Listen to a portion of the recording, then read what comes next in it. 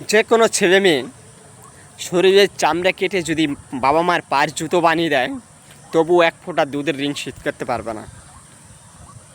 প্রতিনিয়ত আমরা বোর কথা শুনে মা বাবার উপরে নির্যাতন করি, মা বাবাকে বৃদ্ধাশ্রমে পাঠিয়ে দিই।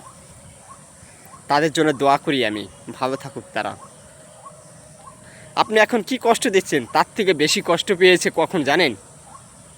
যে মা 10 মাস 10 দিন যখন গর্ভে ধরেছিল, তখন কিন্তু তার থেকে বেশি কষ্ট ভোগ করেছিল।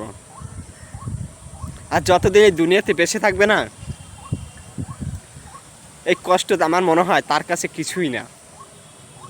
তার কাছে হয়তো আল্লাহ পাকের একটা উপহার। আমি দোয়া করি সকল মা বাবার প্রতি ভালো থাকুক তারা। আর যারা নাকি মা বাবাকে নির্যাতন করে, বোর কথা শুনে অন্যায় অত্যাচার করে,